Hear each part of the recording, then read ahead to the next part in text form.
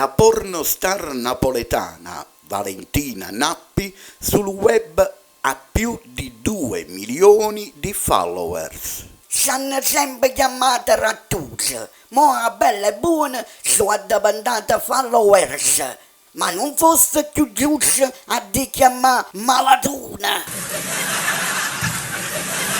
Per riconoscere un vero napoletano devi averlo come amico almeno per un giorno. Per riconoscere un juventino in coppa a una spiaggia nudista è facile, è l'unico che cappoccia. Quando qualcuno parla e tu ti scocci, fallo scocciare per farlo azzittire. Sì che qualcuno parla e si rompe il cazzo, o porta pazienza, o manna a fanculo, oppure lo sputo in faccia e lo fai una maronna mazziata. Un uomo senza soldi è un'anima morta. Un uomo senza soldi è come un'anima morta. Oh, allora io sono un'anima putrefatta. Quando un uomo ha buoni valori, ogni donna lo vorrebbe sposare. Quante nomme sacchini di denaro e cene, i conti correnti, i soldi pesanti, pure i zoccoli diventano santi.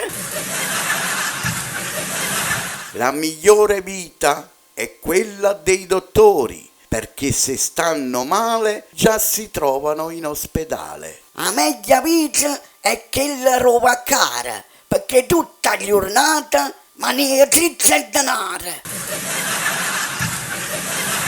Tutto nella vita ci ritorna indietro. Insomma, chi la fa l'aspetti. Quando vai a rinzo bagno, non fosse chiusa. Chi la fa, prima che se ne va, ti lascia la catena. Quando la moda incalza, ogni donna mette le calze. Quando la moda dice che è l'ora, vi una femmina con la fuori.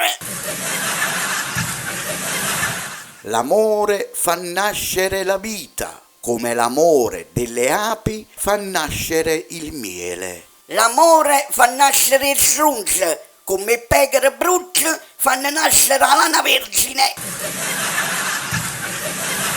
Chi viene tradito non sarà mai colpevole come è colpevole chi ha tradito. Chi viene tradito può essere pure uno strunzo, ma chi tradisce è sicuramente non fama.